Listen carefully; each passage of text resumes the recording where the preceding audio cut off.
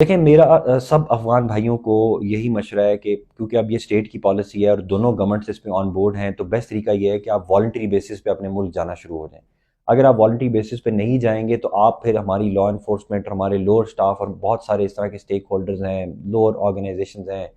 وہ لوگ آپ کو بلیک میل کریں گے، تنگ بھی کریں گے، کیونکہ آپ ایک ایلیگل کام کر رہے ہیں تو پھر آپ اس ایلیگل اسپیکٹرم والے میں آ جائیں گے، پھر آپ کو لوگ بلیک میل کریں گے، پھر وہ آپ کو کبھی کسی ایک بات پہ تنگ کریں گے، پھر کہیں گے اچھا یہ کر دو نہیں تو تمہاری خبر دے دیں گے۔ تو اس کا بیسٹ طریقہ یہ ہے کہ آپ اپنے ملک میں خوشی سے، پیار محبت سے جائیں، اپنے پاسپورٹس بنائیں، ویزا لیں اور 100 بسم اللہ دوبارہ یہاں پر آئیں، کسی قسم کی بلیک میلنگ میں مت آئیں۔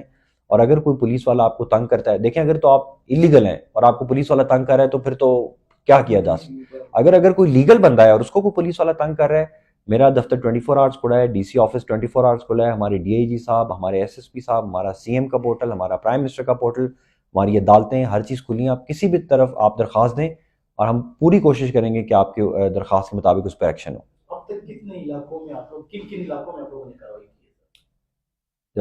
ہم تو پورے کوئٹہ ڈویژن میں کر چکے ہوئے ہیں، پورے کوئٹہ ڈویژن میں ہم کارروائی کر چکے ہوئے ہیں۔ کوئٹہ ڈویژن سے 17,000 افغانی جو ہیں وہ ابھی تک اپنے ملک کو واپس جا چکے ہوئے ہیں۔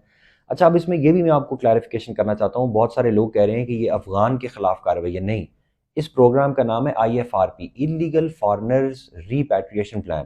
اس میں چاہے آپ افغانی ہیں، چاہے آپ ایرانی ہیں، چاہے آپ ہزارہ ہیں، چاہے آپ کرد ہیں، چاہے آپ ٹرک ہیں، چاہے آپ قازق ہیں، آپ انڈین ہیں، آپ بہاری ہیں، آپ بنگالی ہیں، جو لوگ ایلیگلی یہاں پر ہیں، جو ہمارے ریڈار پہ آ رہے ہیں، ہم ان کو ریسٹ کر رہے ہیں اور ہم ان کو وکٹ کر رہے ہیں۔ یہ صرف کوئی افغان سینٹرک نہیں ہے، اس میں جو ایلیگل